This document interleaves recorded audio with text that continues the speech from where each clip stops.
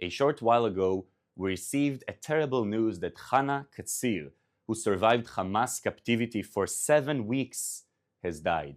Since her release last year, she struggled with medical complications as a result of a horrible conditions that she endured as a hostage in Gaza. She was 78 years old. Hana's husband, Rami, was murdered by Hamas terrorists on October 7th. Hana's son, Elad, was taken hostage and later killed. His body was recovered in April. Hana only learned about the murder of her husband and her son's abduction after she was released last year. Hana's daughter, Karmit, said her mother's heart could not withstand the terrible suffering since October 7th. Right now, the lives of all the surviving hostages are in immediate danger. They're fighting to survive in horrific conditions in Gaza. There are reports that negotiations to ensure their release are ongoing. This is what we need right now. We need more pressure on Hamas and more pressure on the countries that support Hamas, like Qatar, Turkey, and Iran, so that Hamas will end the war it started and release the hostages. Last night, at around 2 a.m., the army of pirates in Yemen, known as the Houthis, fired a ballistic missile at Israel. I woke up from the siren, grabbed my dog, and ran with my fiancé to the nearest shelter. Fortunately, the missile was intercepted, but the threat remains. People have no idea who the Houthis are or what they are fighting for. Everyone should know who the Houthis are and why they are fighting for. The Houthis say it very clearly. This is their motto: Allah Akbar, death to America, death to Israel, curse be upon the Jews, victory to Islam. Is that clear? After the October 7th massacre, the Houthis in Yemen opened a new front against Israel. They fired ballistic missiles. They launched explosive drones. The Houthis saw what Hamas did on October 7th and said, well, we like that. We're going to defend Hamas. The Houthis do not produce their own ballistic missiles. They do not produce their own drones. The Houthis get their missiles and drones from the Iranian regime. The threat of the Houthis in Yemen is not just a threat to Israel. It is a threat to the whole world. The Houthis have closed international shipping in the Red Sea for more than a year. If you sail through the Red Sea, there is a good chance the Houthis, army of pirates in Yemen, will seize your ship, take you as hostage, take your cargo, and demand a ransom. Now, why is it taking so long for the world's navies to fight piracy on the high seas? Israel should not be fighting these pirates alone. Israel is on the front lines in the war of the future of humanity. Thank us later. Let's take some questions now from the audience watching live on social media. Thank you so much, Stav. This question is from Instagram. There was an announcement last night that 3 IDF soldiers died in Gaza. What is it like in Gaza for combat soldiers, and how long do you think they will remain in Gaza? Okay, first of all, our hearts with the families of the soldiers, and may they rest in peace. Tell you what, as a person who fought in Gaza, when I fought in Gaza when I was 18, okay? The same year my mother handed me a sandwich and sent me to school, they handed me a gun and sent me to fight in Gaza. I also fight in Gaza, in Hamas in Gaza, 10 years later, meaning now, the past year.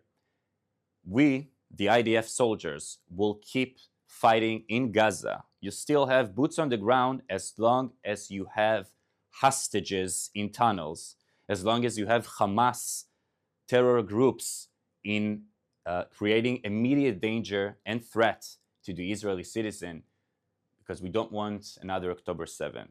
As long as we'll have a danger for October 8th, we'll be there.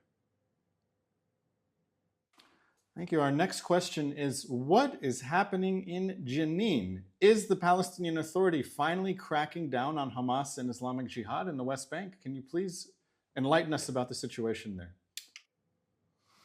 Yeah, sure. Well, let's break it down for a minute. Jenin is located on the north border of Judea and Samaria, aka the West Bank. It is, in my opinion, the informal capital of terrorism. You have multiple terror groups such as Hamas, Islamic Jihad, and more that are fighting among themselves or among the Palestinian Authority. What's happening at this very moment is that these terror groups are fighting against the Palestinian Authority because they are inspired by what's happened in Syria. They want to take control of the camp meaning like refugee camp of Jenin, and launch another terror attack, a massive terror attack on Israel. At the moment, they're still fighting. Hopefully, it won't happen. A short time before you began your daily briefing, Israel's Minister of Defense, Israel Katz, said that Israel will begin targeting leaders of Yemen's Houthi Rebel group. Is this something that you expected? How long do you think it will take? And what do you think the result would be? Yeah. Well, yeah, that's a great question. Of course, I expected that. If you will not attack the head of the snake, if it's in the leaders in the Houthis of Iran, the Houthis of Yemen, and the head of the octopus Iran, if you won't attack the head, then you had to deal with all the hands.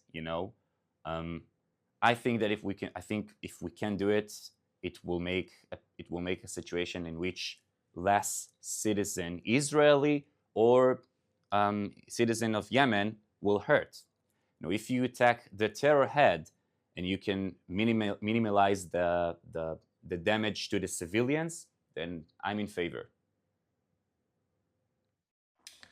Recently, the Assad regime in Syria fell. It's no more. What is your perspective as an Israeli looking towards Syria? What are you hoping and expecting from Syria in the weeks and months ahead? Well, I expect that the new government of Syria that is still on the rise will be open for peace. At the moment, we actually live through historical moments these days. The new government of Syria has the opportunity to make Syria a state in which they have healthcare, they have roads, schools, that the level of their life will be high. It depends on them if they choose war or peace. If they'll choose war, I expect that their faith will be just like the other groups that are trying to attack Israel.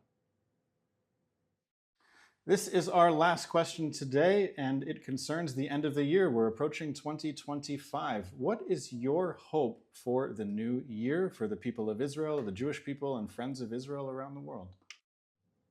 Well, tell you what, as a Jew, I wish for two things. First of all, I wish that our hostages will come back home because we're waiting for them and it's been too much from the very first second they got abducted. Second thing I wish for is actually a wish for the world, for the West. I wish that the countries that the leaders in the West will wake up and start to realize that the threat is at this very moment maybe supposedly against Israel, but tomorrow they'll come for you. I hope that the leaders of the West will wake up and actually help us fight this war, because it is, like they told in the books, like when we were kids, it is a war of evil versus light. I guess that's all we have time for right now. We'll be back tomorrow at 3 p.m. Israel time, 8 a.m. East Coast time. To our Christian friends, have a Merry Christmas. Thank you and goodbye.